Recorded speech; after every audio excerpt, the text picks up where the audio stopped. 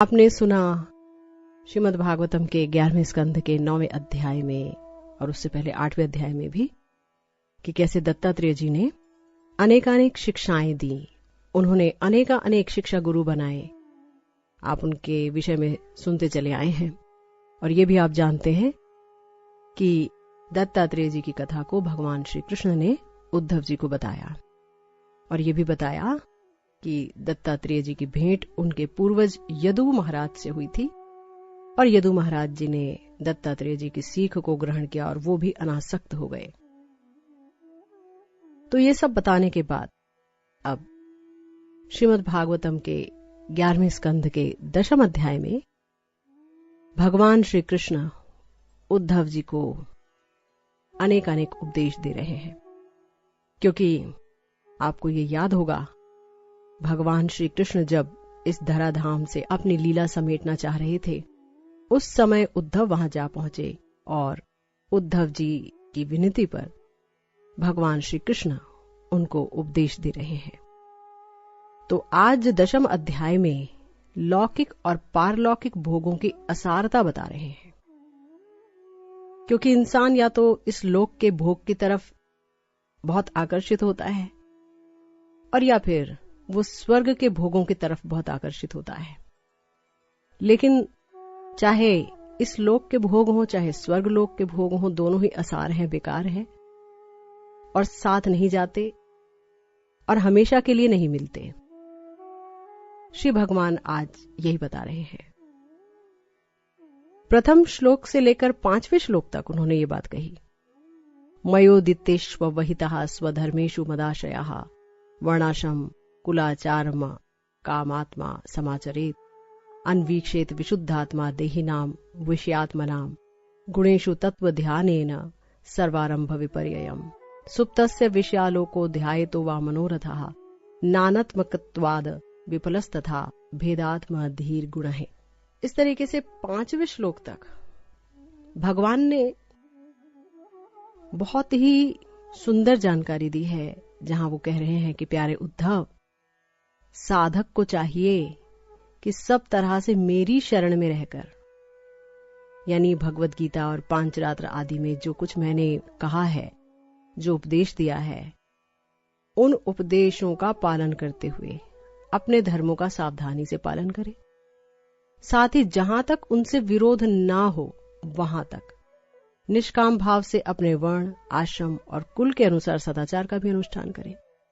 तो भगवान ने यहां बताया कि भगवत गीता में और अन्य शास्त्रों में मैंने अनेक उपदेश दिए हैं, उन उपदेशों का पालन करना होगा और ये भी देखना होगा कि उन उपदेशों का पालन इस तरह से हो कि निष्काम भाव से अपने वर्ण, आश्रम और कुल के अनुसार जो सदाचार है उसका भी अनुष्ठान होता रहे, है ना।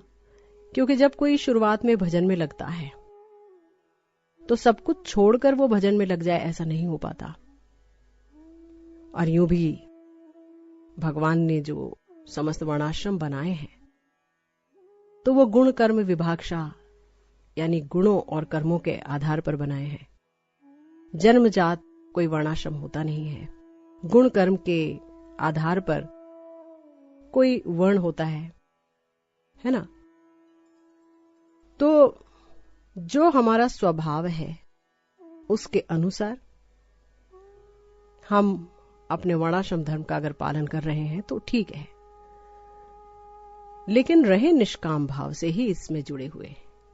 ऐसा ना हो कि वहां कामनाएं आ जाएं, सकामता आ जाए। सकामता आने से फिर फंसने का डर रहता है, यानी सकामता आने से, वहां लाभ लेने की इच्छा उत्पन्न होने से, वहां आनंद लेने की इच्छा उत्पन्न होने से फिर उसके सुख और दुख में हमें लिप्त होना पड़ता है। तो इसीलिए भगवान ने कहा निष्काम भाव से तुम मेरे आश्रित होकर के अपने धर्म का पालन करना। तो यहां गौरतलब बात यह है कि निष्काम भाव से अपने वर्णाश्रम से जुड़े रहें, लेकिन जो सकामता है, जो काम है, वो हो भगवान के चरणों में। काम मतलब प्यार, प्रेम, प्रेम हो भगवान के चरणों में। तो अब निष्काम कैसे हुआ जाए? दूसरे श्लोक में भगवान ने बता दिया, निष्काम होने का उपाय ये है कि स्वधर्मों का पालन करने से शुद्ध हुए अपने चित्त में ये विचार किया जाए कि जगत के विषयी प्राणी शब्द, स्पर्श, रूप आदि विषयों को सत्य समझकर उनकी प्राप्ति के लिए जो प्रयत्न करते हैं उसमें उनका उद्देश्य तो ये होता है कि सुख मिले, परंतु मिलता है दुख। तब निष्काम हुआ जा सकता है। तो भगवान कह रहे हैं कि अगर मेरा आश्रय ले लेते हो तो बाकी सब जगह निष्काम भाव से जुड़े रहना, परंतु निष्काम होना बहुत मुश्किल है। स्वार्थ की बू आ ही जाती है। सुख उठाने की प्रवृत्ति हमारे अंदर है ही, हम सुख लेना चाहते ही हैं। तो भगवान कह रहे हैं कि अगर कोई इंसान अपने स्वधर्म का पालन करता चला आए तो क्या होगा? उसका चित्त धीरे धीरे शुद्ध होने लगेगा। अपने स्वधर्म का पालन करने में उसको अपने सुख की ओर नहीं देखना है, भगवत सुख की ओर देखना है। अगर वो भगवत सुख की ओर देखे और निष्काम भाव से अपने स्वधर्म का पालन करेगा तो उसका चित्त शुद्ध होगा ही। तब भगवान कह रहे हैं उस शुद्ध चित्त में एक विचार उसको करना पड़ेगा। क्या विचार करना पड़ेगा? यही देखना होगा कि जगत के जितने भी विषयी प्राणी हैं वो क्या कर रहे हैं। अपने आसपास देखना होगा कि जगत के विषयी लोग, विषयी शब्द यानी इस जगत के शब्द जिसमें भगवान का वर्णन नहीं है, वो है जागतिक शब्द, वो है विषय। और स्पर्श या फिर जगत का जो रूप है जो कि बिखरा हुआ है हर जगह हम देखते हैं, उन सबको लोग सत्य समझकर उनकी प्राप्ति के लिए जो प्रयत्न करते हैं तो उसको बड़े गौर से देखना होगा कि देखो यहाँ का जो शब्द है जिसमें भगवत चर्चा नहीं है, भगवत वर्णन नहीं है, यहाँ का जो रूप है जिसमें भगवत रूप हमें नहीं दिख रहा है, जहां हम अपनी इंद्रियों को तुष्ट करना चाह रहे हैं उस रूप को प्राप्त करके या उस स्पर्श को प्राप्त करके, तो ये जो जागतिक रूप, शब्द, स्पर्श आदि है जिसको दुनिया सत्य समझकर भाग रही है और उसकी प्राप्ति के लिए खूब प्रयत्न कर रही है। बचपन से लेकर बुढ़ापे तक सिर्फ इसी की प्राप्ति के लिए प्रयत्न होता है क्योंकि इसको सत्य समझा जा रहा है। और क्यों प्रयत्न होता है, क्या उद्देश्य होता है? तो भगवान श्री कृष्ण कह रहे हैं इसमें उद्देश्य यही है कि सुख मिले, परंतु मिलता दुख है। फिर तीसरे श्लोक में भगवान ने कह दिया, सुप्तस्य विषयालोको ध्यायतो वा मनोरथा में, कि इसके संबंध में ऐसा विचार करना चाहिए कि स्वप्न अवस्था में और मनोरथ करते समय जागृत अवस्था में भी मनुष्य मन ही मन अनेक प्रकार के विषयों का अनुभव करता है, परंतु उसकी वो सारी कल्पना वस्तु शून्य होने के कारण व्यर्थ है। वैसे ही इंद्रियों के द्वारा होने वाली भेद बुद्धि भी व्यर्थ ही है, क्योंकि ये भी इंद्रियजन्य और नाना वस्तु विषयक होने के कारण पूर्ववत असत्य ही है। तो देखिए यहां भगवान ने दो बात बोली। पहले तो यही कि जागतिक रूप को पकड़ने की, स्पर्श को पकड़ने की, शब्द को पाने की अगर कोई कोशिश करता है तो उसे दुख मिलता है। और दूसरी बात ये कि जब कोई व्यक्ति विचारशील हो जाए, हमने पिछले उपदेशों में जाना जहां दत्तात्रेय जी ने बताया कि जो मनुष्य योनि है ना, उसके अंदर एक बड़ी खूबी यह है कि उसमें विवेक होता है ना। विवेक, वो ज्ञान प्राप्त कर सकता है, वो सोच सकता है, वो अनुभव कर सकता है। तो अनुभव क्या करना होगा?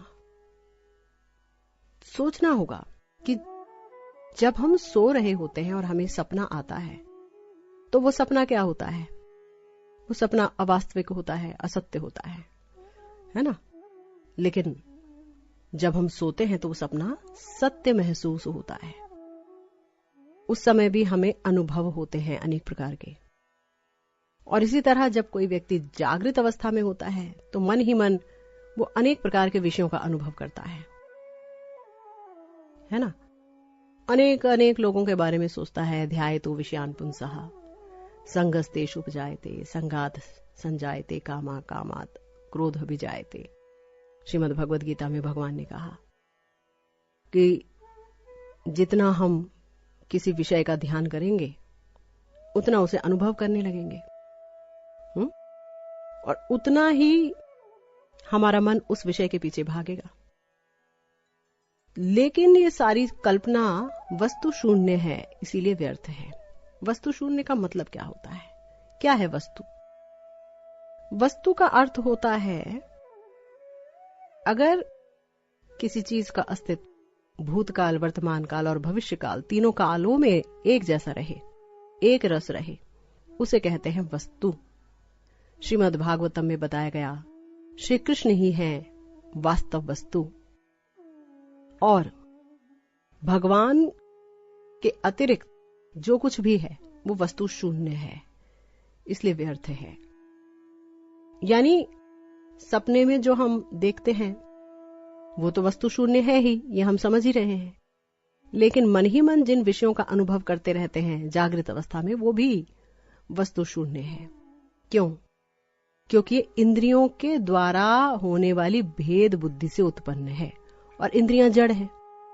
इंद्रियों से हम जो कुछ अनुभव करते हैं वो भेद बुद्धि के कारण व्यर्थ ही है ना। क्यों? क्योंकि इंद्रियां जड़ है और वो जड़ वस्तु का ही अनुभव कर सकती है।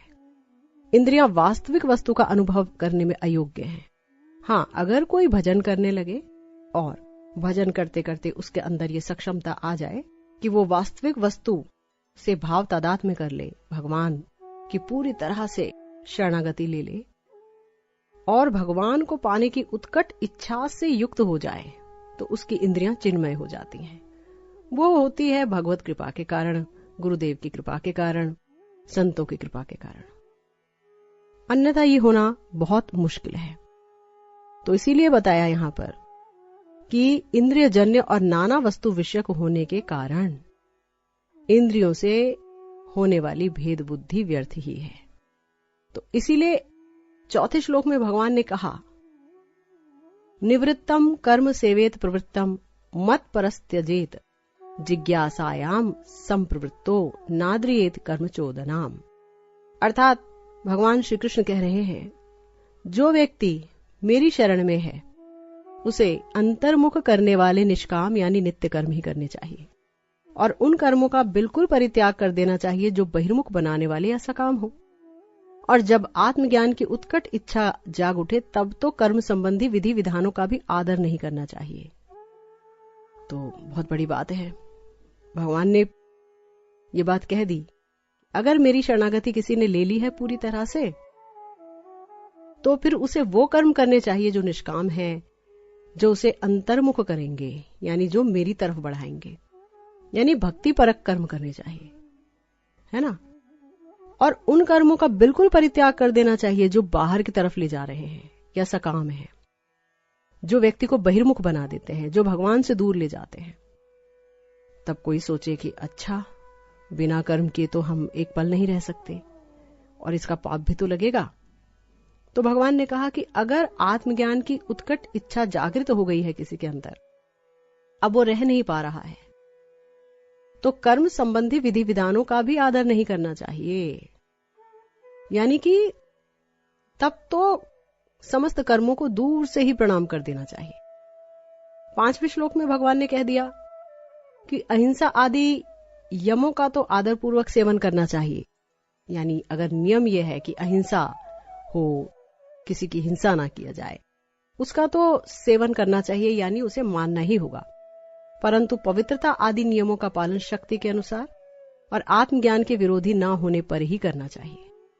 क्योंकि जिज्ञासु के लिए सबसे बड़ी बात यह है कि वो यम नियमों के पालन से भी बढ़कर अपने गुरु की, जो कि मेरे स्वरूप को जानते हो, शांत हो, उन्हें मेरा ही स्वरूप समझकर उनकी सेवा करना, यही उसके लिए सबसे बड़ी चीज है।